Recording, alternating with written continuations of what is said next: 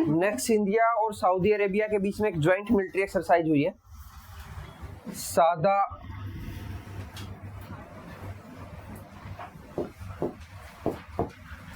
तंसीक 2024। ये हम कई सारी कंट्रीज के साथ पढ़ेंगे, हमने पहले भी पढ़ी थी, एक डेजर्ट साइक्लोन भी पढ़ी थी। डेजर्ट साइक्लोन एक एक्सरसाइज है जो हम यूएई के साथ करते हैं। ये एक्सरसाइजेज इसलिए की जाती हैं कि इमरजेंसी की टाइम पे कभी किन्हीं दो कंट्रीज की आर्मीज को या नेवी को या एयरफोर्स को साथ में मिलके काम करना पड़ा, तो एक कंपैटिबिलिटी बनी रहे। तो ईयरली हम लोग बहुत सारी फ्रेंडली कंट्रीज के साथ ये एक्सरसाइज करते हैं, ठीक है। इस टाइप के क्वेश्चन के सीयूईटी जैसे एग्जाम से पूछे जाने की पॉसिबिलिटी बन सकती है, ठीक है। डेजर्ट साइक्लोन हमने यूएई के साथ किया था और धर्माकार्जन भी किया था।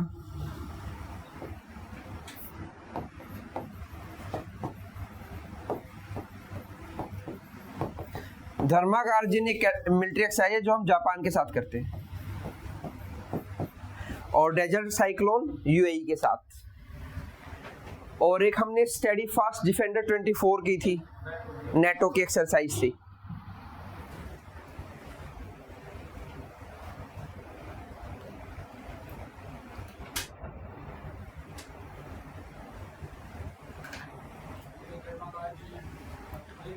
मिलिट्री एक्सरसाइज है, जापान के साथ करते हैं।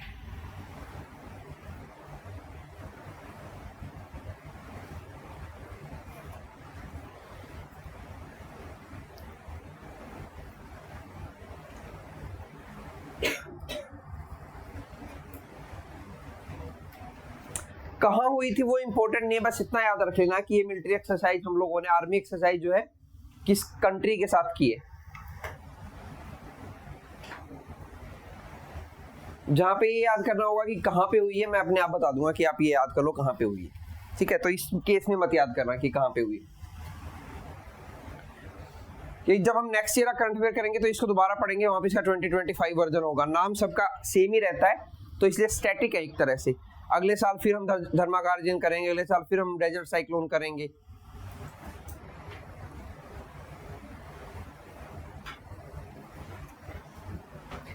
नेक्स्ट है इंडियन एयरफोर्स की एक्सरसाइज है वायु शक्ति। ये भी हर साल करती है ये, तो नाम से ही पता लग जाता है वैसे तो कि इंडियन एयरफोर्स की एक्सरसाइज है वायु शक्ति। ये कहाँ पे हुई है, इसकी लोकेशन याद रख लेना आप। इनमें से कुछ नेक्स्ट ईयर भी होंगी, तो वहां पे भी हम याद करेंगे। पोखरण रेंज जैसलमेर में हुई है, राजस्थान के अंदर।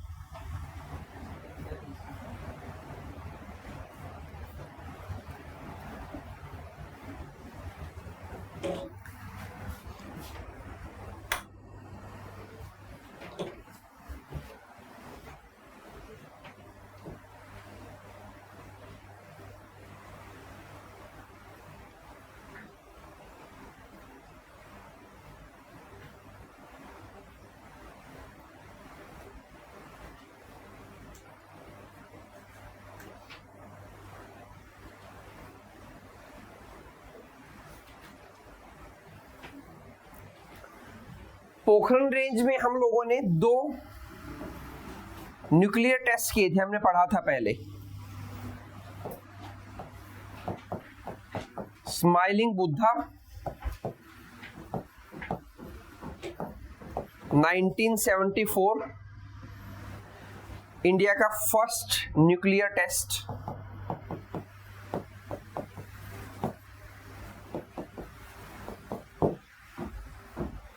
Prime minister Indira Gandhi,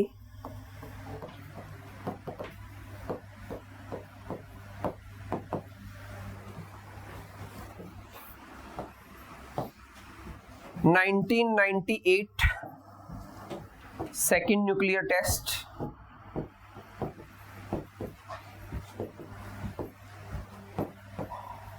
operation क्या था? Operation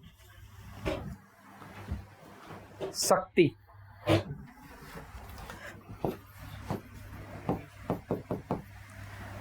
prime minister Atal Bihari Vajpayee.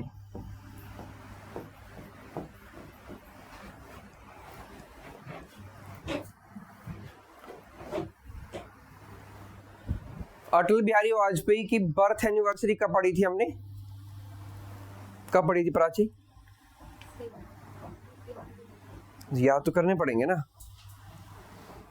कब पड़ी थी?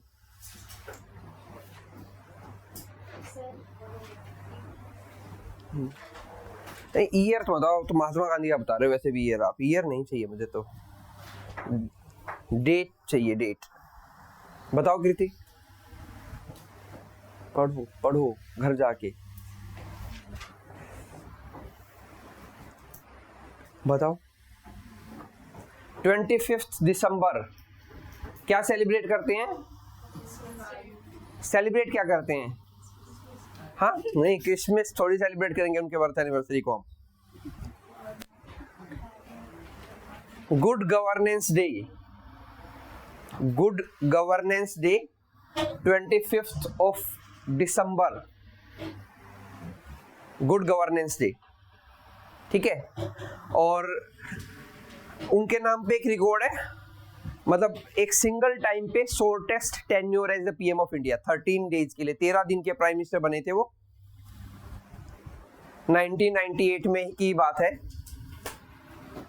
Shortest tenure as PM, 13 days के लिए प्राइम मिनिस्टर बने थे इंडिया के। मेजोरिटी प्रूव नहीं कर पाए थे पार्लियामेंट में, एक वोट से, सिंगल वोट से रह गई थी उनकी मेजोरिटी, ठीक है। तो ये तो नहीं पूछेंगे, सिर्फ ये याद रखना कि शॉर्टेस्ट टेन्योर था उनका as a prime minister of India.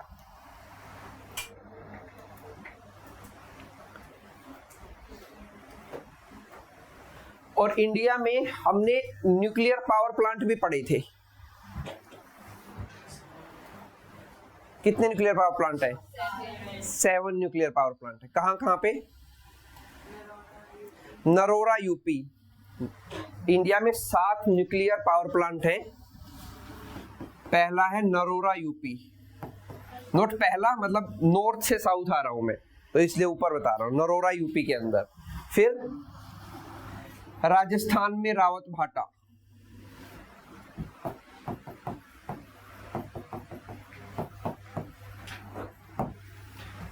Then उसके बाद काकरापर गुजरात,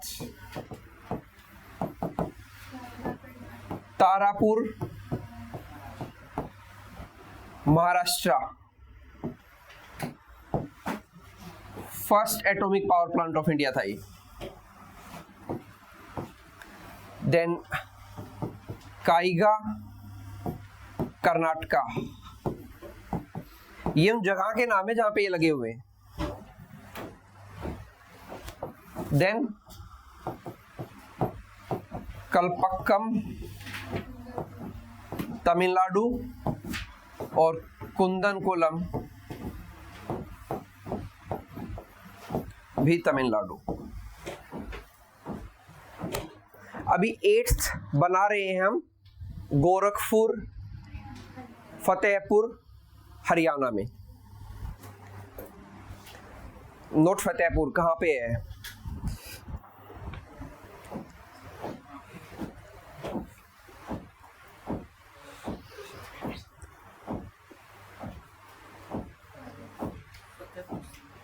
नहीं नहीं नहीं नहीं, नहीं। डिस्ट्रिक्ट ध्यान नहीं आ रहा मुझे। सिरसा, हिसार, नहीं नहीं, फरीदाबाद तो साउथ में आ गया। फतेहपुर ही है क्या? फतेहाबाद, सॉरी फतेहाबाद, पूर्व कह रहा, फतेहाबाद डिस्ट्रिक्ट में, फतेहाबाद डिस्ट्रिक्ट में गोरखपुर नाम की एक जगह है। गोरखपुर वैसे यूपी में भी, उत्तर प्रदेश में, लेकिन हम ये गोरखपुर हरियाणा में है। हरियाणा में 8वां लग रहा है गोरखपुर में, 2028 में स्टार्ट होगा।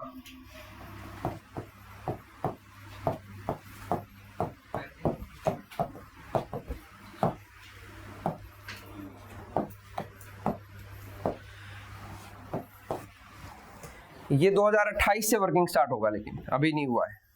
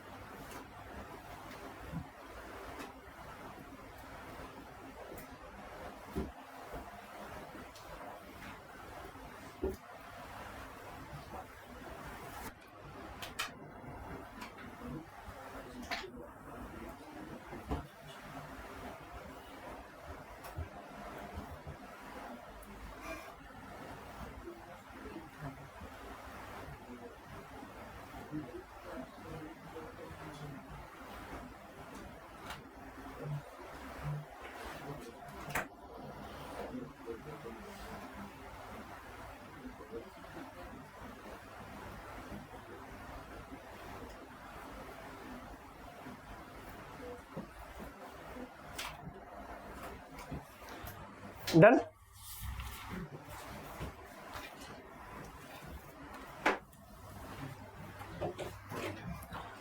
Next, centre clear appointment for 6 मत लिखना आप, एज इट इज सारे नहीं लिखने होते। Clear for 6 chief justice of 6 high courts. इसमें मैं ये न्यूज में से ऐसा कुछ इंपॉर्टेंट नहीं है, बस हमें ये पता होना चाहिए कि हाई कोर्ट के जो चीफ जस्टिस हैं उनका अपॉइंटमेंट कैसे होता है, या जो सुप्रीम कोर्ट के चीफ जस्टिस हैं उनका अपॉइंटमेंट कैसे होता है, या सुप्रीम कोर्ट के जजेस का अपॉइंटमेंट कैसे होता है, तो वो समझेंगे।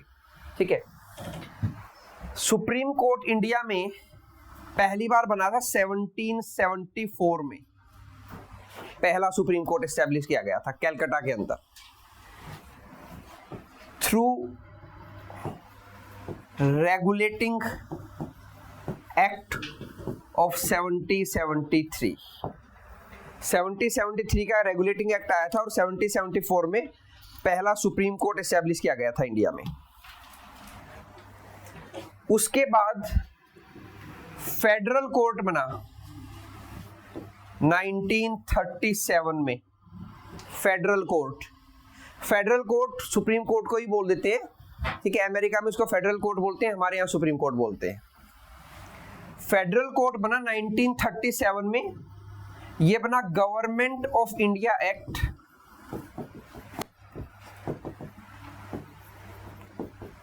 1935 से। ठीक है, ये दोनों एक्ट ब्रिटिशर्स लेके आए थे इंडिया के लिए, इंडिया को गवर्न करने के लिए। ठीक है, ये हमने पहले भी पढ़े थे वैसे। Government of India act 1935। ये एक्ट वैसे भी इंपॉर्टेंट है, हमारा कॉन्स्टिट्यूशन का जो बेसिक ढांचा है ना, बेसिक स्ट्रक्चर, एक तो बेसिक स्ट्रक्चर डॉक्ट्रिन पढ़ते हो आप लोग, वो अलग है। मतलब हमारा कॉन्स्टिट्यूशन कैसे बना, फेडरल पॉलिटी होगी उसके अंदर, पार्लियामेंट्री सिस्टम होगा, ये सब चीजें हम लोगों ने इससे ली हैं। तो हमारे कॉन्स्टिट्यूशन का जो बेसिक स्पिरिट है, जो बेसिक स्ट्रक्चर है, वो हम लोगों ने इस एक्ट से ही लिया है, गवर्नमेंट ऑफ इंडिया एक्ट 1935। जब ये ब्रिटिशर्स लेके आए थे इंडिया को रेगुलेट करने के लिए, लेकिन ये कभी इंप्लीमेंट हो नहीं पाया उनकी तरफ से, क्योंकि अगर ये इंप्लीमेंट हो जाता तो हो सकता है इंडिया 1947 में इंडिपेंडेंट होता ही नहीं, क्योंकि इसके प्रोविजन जैसे थे। इसको बोला था चार्टर ऑफ स्लेवरी।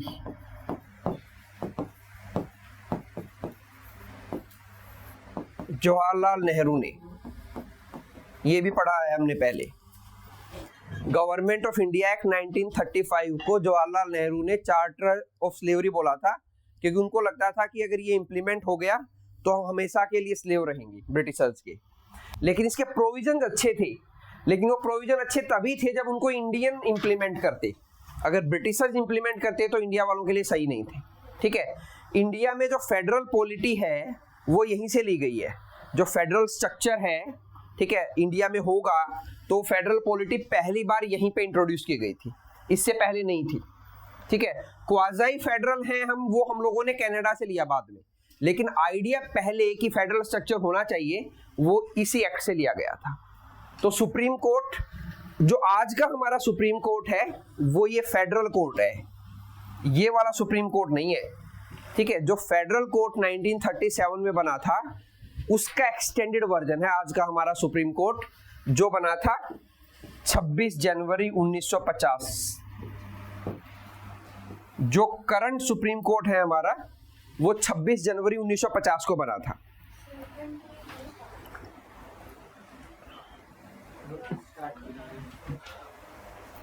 (28) था, हो भी सकता है।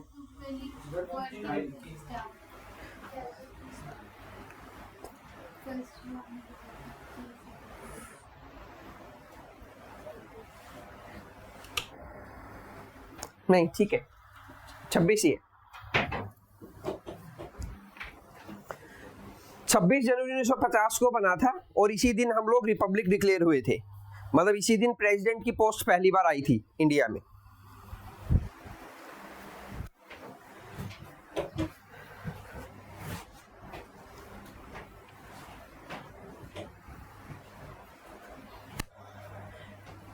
तो सुप्रीम कोर्ट ऑफ इंडिया में अभी फिलहाल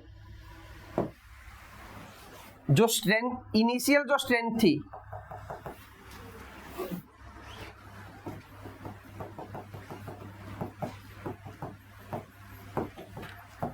वो थी 6+1, और अभी जो फाइनल, अभी जो स्ट्रेंथ है सुप्रीम कोर्ट की वो है 33+1,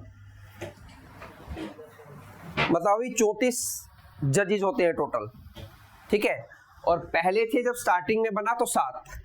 तो ये जो स्ट्रेंथ इंक्रीज होती है ना सुप्रीम कोर्ट की, power to increase the strength of, या power to increase the number of जजेस in supreme court is with parliament of India. वो टाइम टू टाइम इसको इंक्रीज करने हैं। तो पार्लियामेंट ऑफ इंडिया के पास ये पावर है कि सुप्रीम कोर्ट की स्ट्रेंथ क्या होगी। लास्ट टाइम 19 में बढ़ा था, 2019 में, ठीक है, जब 34 हो गया था। तो 33+1 है। अभी जो 1 है चीफ जस्टिस हमारे संजीव खन्ना,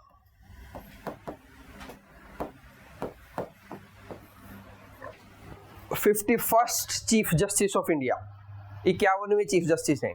अभी कुछ दिन पहले ही वो चीफ जस्टिस बने। और फर्स्ट फीमेल जो सुप्रीम कोर्ट की जज बनी थी वो थी फातिमा बीवी। पढ़ा था ये आप लोगों ने?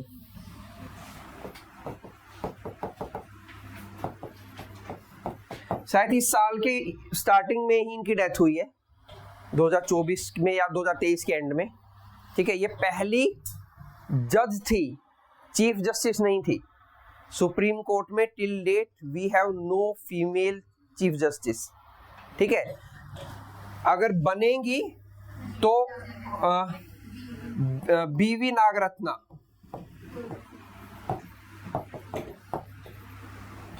2027 में बनेंगी वो, अगर सब कुछ सही चला तो। सब सही चलने का मतलब है कि उनकी हेल्थ अलाउ करे, जो सिस्टम है वो ऐसे ही रहा रहे कि जो जिसका सबसे ज्यादा टेन्योर होता है उस पर्सन को चीफ जस्टिस ऑफ इंडिया बनाया जाता है, ठीक है। एज नहीं, जिसका सबसे ज्यादा टेन्योर होता है एज ए सुप्रीम कोर्ट जज, तो उसको चीफ जस्टिस बनाया जाता है। और चीफ जस्टिस अपॉइंट कौन करता है? चीफ जस्टिस ऑफ इंडिया को अपॉइंट करता है प्रेसिडेंट।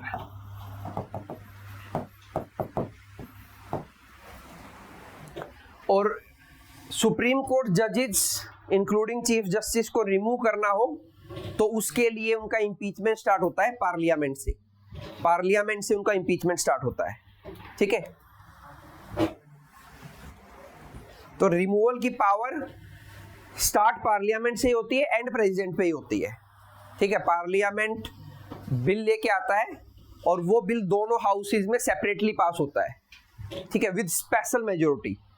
फिर रिकमेंडेशन जाती है प्रेसिडेंट के पास उसको रिमूव करने के लिए। किसी का हुआ नहीं है अभी तक इम्पीचमेंट, ठीक है। जीवी मावलंकर, अच्छा वो तो लोकसभा के स्पीकर थे, वो अलग, ठीक है। किसी का भी अभी तक ऐसा कोई इम्पीचमेंट हुआ नहीं है, ठीक है। और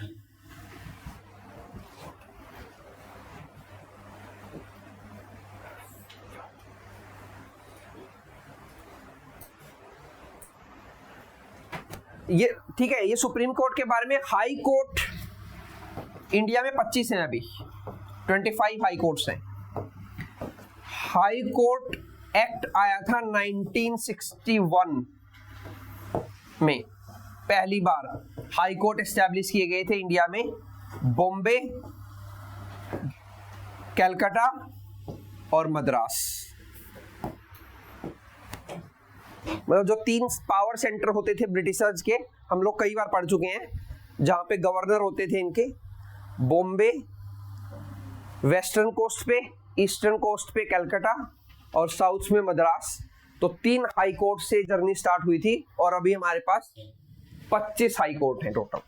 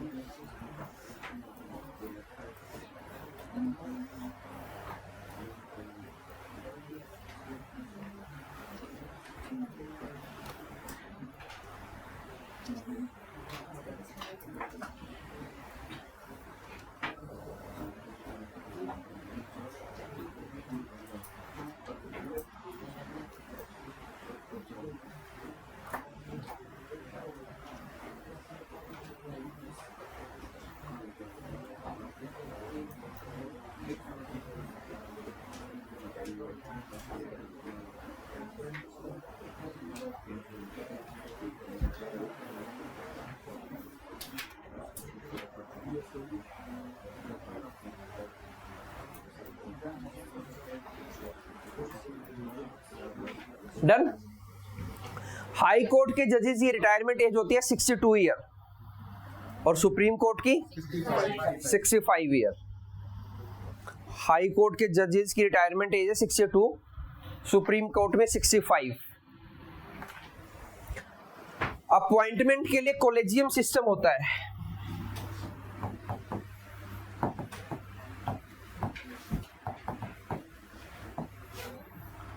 सुप्रीम कोर्ट के जजेस को अपॉइंट करने के लिए भी और हाई कोर्ट के जजेस को अपॉइंट करने के लिए भी।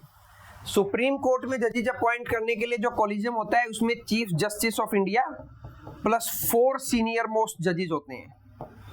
हाई कोर्ट के लिए जो कॉलेजियम होता है उसमें chief justice of high court plus 2 senior most जजेस होते हैं।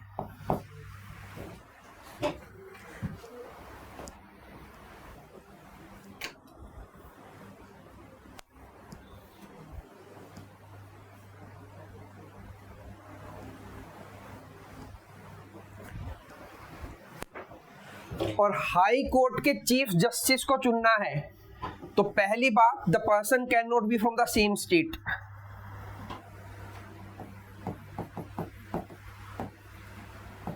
जिस भी स्टेट की हाई कोर्ट में होगा वो उस स्टेट से नहीं हो सकता, पहली बात तो वो पर्सन।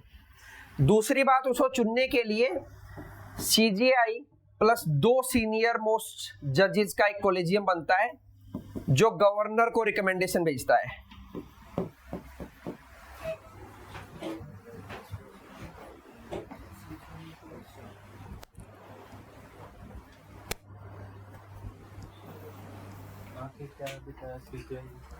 अगर सीजेआई गलत लिख दिया मैंने, सीजेएचसी लिखो वहां पे।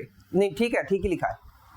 Chief justice of high court को अगर चुनना है तो सीजेआई प्लस 2 सीनियर मोस्ट जजेस होते हैं। सुप्रीम कोर्ट के जजेस को चुनना है तो सीजेआई प्लस 4 सीनियर मोस्ट जजेस होते हैं।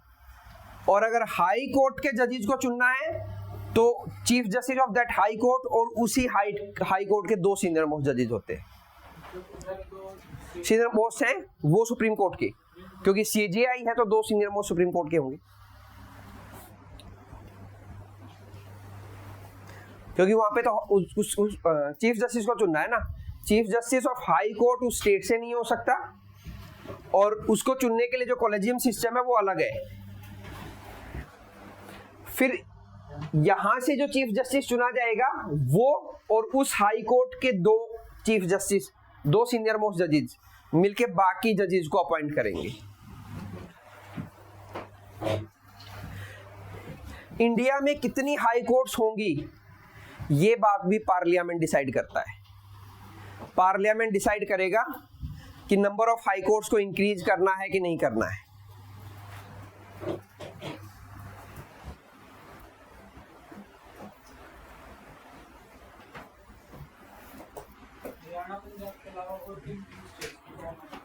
काफी सारे स्टेट्स की हैं, जैसे केरला की है, मुंबई की है और आसाम की है। कैलकाटा में अंडमान निकोबार आता है। मुंबई वाले में दमन एंड दीव है, दमन एंड दीव। और नहीं, उड़ीसा में तो नहीं है, कैलकाटा में आता है ये अंडमान निकोबार, और केरला में Lakshadweep. Article 214, article 214 mention about supreme court and high courts in India. Mention about supreme court and high courts in India.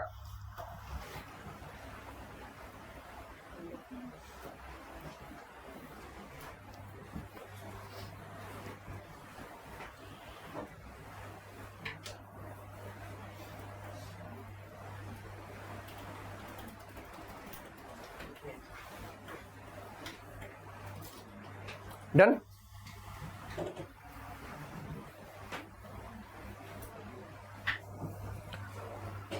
Women robot astronaut to fly into space ahead of Gaganyaan mission.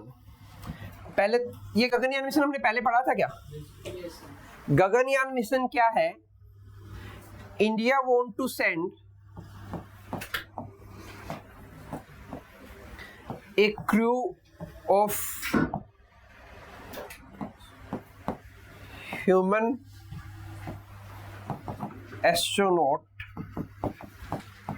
into low Earth orbit for 3 days with a certain comeback. India low earth orbit हमने पढ़ा था। अर्थ में 3 orbit होते हैं, लो अर्थ, medium अर्थ और high अर्थ। तो लो earth orbit में हम लोग एक क्रू मेंबर्स को भेजना चाह रहे हैं, एक ग्रुप ऑफ मेंबर्स को जो ह्यूमन होंगे। ये इंडिया का पहला मैन्ड मिशन है, first manned mission of India, first manned mission या first manned space mission of India. Starting में 2024 का टारगेट रखा गया था, लेकिन जो जाएंगे पर्सन उनकी सेफ्टी को देखते हुए 2025 कर दिया गया। अभी फाइनल किया 2026 की, हम 2026 में भेजेंगे, क्योंकि 2025 में इंडिया के 75 ईयर कंप्लीट हो रहे थे रिपब्लिक के, तो टारगेट वहां तक का था। लेकिन जो पर्सन जाएंगे उनकी एप्रोप्रिएट सेफ्टी के लिए तो वो अभी चीज इंश्योर नहीं कर पा रहे हैं, तो इसलिए उसको एक्सटेंड कर दिया गया है। तो इसी मिशन के लिए चेक करने के लिए हम लोगों ने एक वुमेन एस्ट्रोनॉइड बनाया है, रोबोट एस्ट्रोनॉइड, जिसका नाम है व्योम मित्रा। इसको स्पेस में भेजा है सेफ्टी को चेक करने के लिए, ठीक है, कि वो रिटर्न जो होगा तो सेफ रहेगा या नहीं रहेगा। तो व्योम मित्रा, व्योम का मतलब होता है वैसे आकाश, स्काई, ठीक है, is the women robot astronaut that will fly into space ahead of ISRO Gaganyaan mission. इसको अभी दिसंबर में भेजने की तैयारी है, मतलब अभी इस महीने ही जाएगा।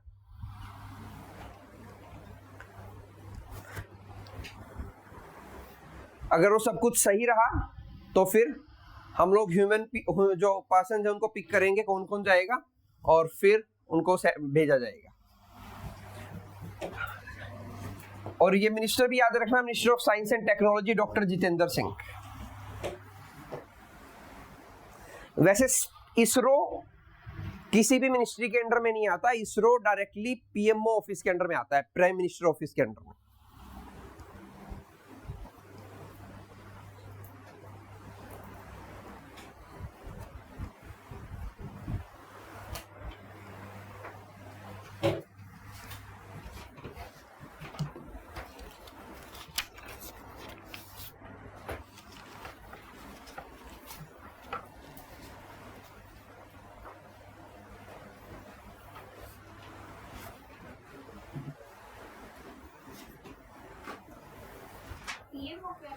पीएमओ के अंडर में आता है, प्राइम मिनिस्टर ऑफिस।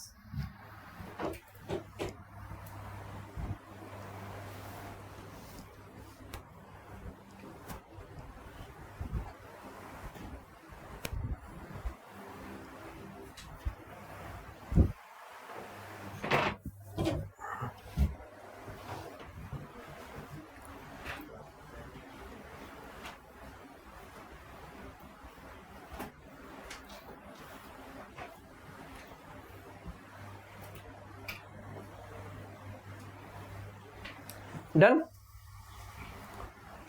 लिख लिया। नेक्स्ट है foundation laid for countries first digital national museum of epigraphy. ये एज इट इज लिख लेना। पहला डिजिटल म्यूजियम ऑफ एपिग्राफी खुला है हैदराबाद में। एपिग्राफी होती है स्टडी ऑफ इंस्क्रिप्शंस, पढ़े होंगे हिस्ट्री में इंस्क्रिप्शंस क्या होते हैं, तो इंस्क्रिप्शंस की स्टडी को बोलते हैं एपिग्राफी। तो इंडिया का पहला डिजिटल एपिग्राफी म्यूजियम खुला है हैदराबाद में। और मिनिस्टर ऑफ कल्चर भी याद रखना, G Kishan Reddy. Epigraphy is the study of inscriptions. मतलब बने, फाउंडेशन लेड कर दिया, बनेगा वहां पे, क्योंकि डिजिटल बनने में ज्यादा टाइम नहीं लगता।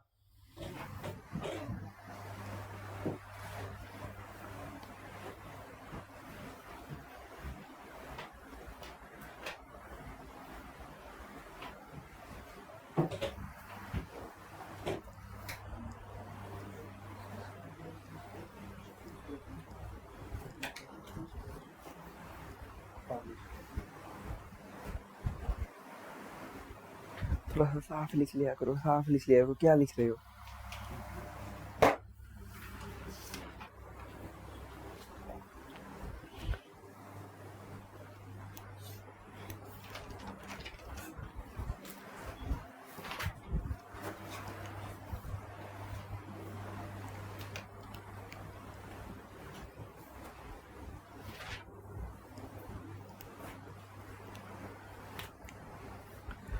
हड़प्पा में जो इंस्क्रिप्शंस मिले वो कौन सी लैंग्वेज में लिखे हुए हैं, कौन सी स्क्रिप्ट में लिखे हुए हैं?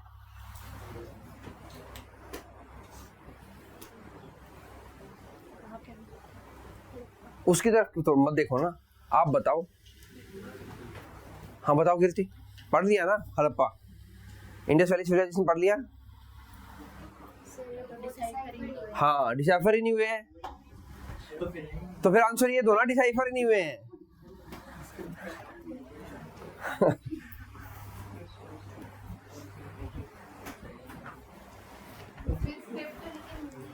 हाँ, डिसाइफर अनडिसाइफर्ड है ना। हाँ लेकिन, हाँ स्क्रिप्ट मिली है लेकिन हम उसको डिसाइफर नहीं कर पाए। वो मतलब श्योर नहीं है उस पे भी हम कि वो है कि नहीं है, क्योंकि अगर एग्जैक्ट वही होगी तो फिर उसको तो हम अनडिसाइफर कर सकते हैं ना। बर्मी स्क्रिप्ट को किसने किया अनडिसाइफर?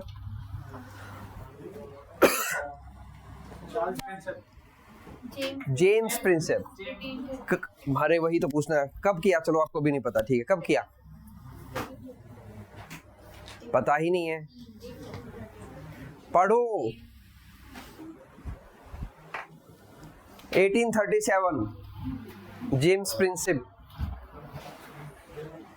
ठीक है। Archaeological survey of India headquarter है न्यू दिल्ली में, कुछ को बोलते हैं father of arc, Alexander Cunningham, ठीक है। कब एस्टेब्लिश किया था? 1861 में।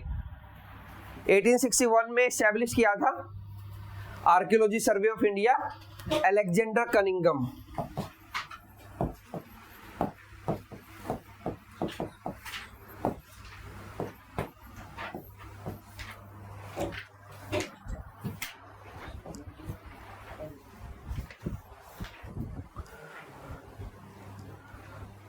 कौन थे वाइसराय?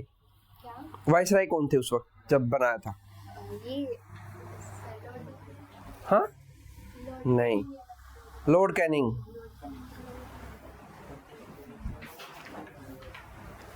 उस वक्त पहले वाइसराय थे इंडिया के, first viceroy Lord Canning, first viceroy बने थे ये, उस वक्त हुआ था ये। और आईपीसी भी तभी लिखी गई थी। आईपीसी मतलब इंडियन पिनल कोड।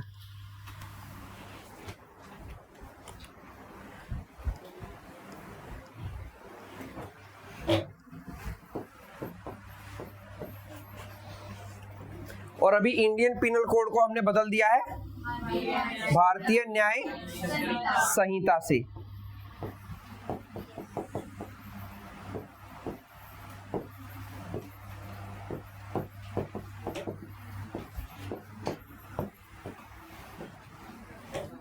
ये इंडियन पिनल कोड का नया नाम है, भारतीय न्याय संहिता 2023। 1 अप्रैल 2024 से लागू हो गई है, सॉरी जुलाई से, 1 जुलाई 2024 से।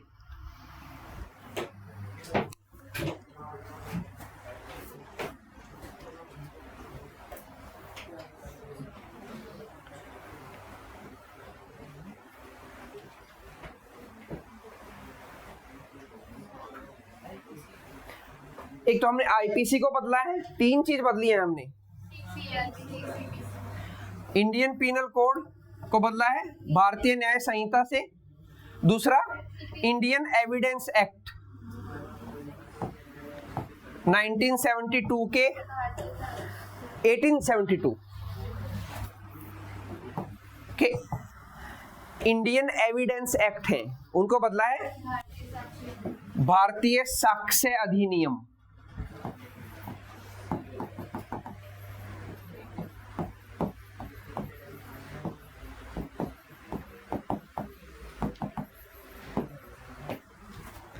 और तीसरा बदला है CrPC, criminal procedure code. CrPC का मतलब है क्रिमिनल प्रोसीजर कोड, ठीक है, उसको बदला है भारतीय नागरिक सुरक्षा संहिता। भारतीय नागरिक सुरक्षा संहिता, ठीक है, ये तीनों बदल दिए हैं 2023 में।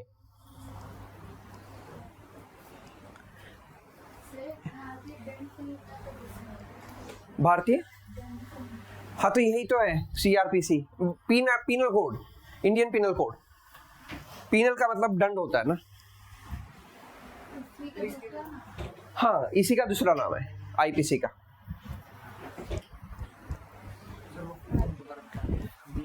भारतीय नागरिक सुरक्षा संहिता।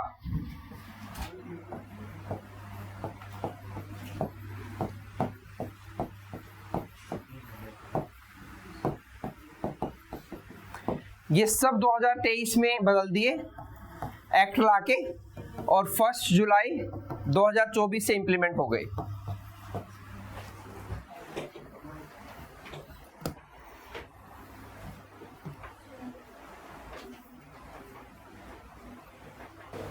डन।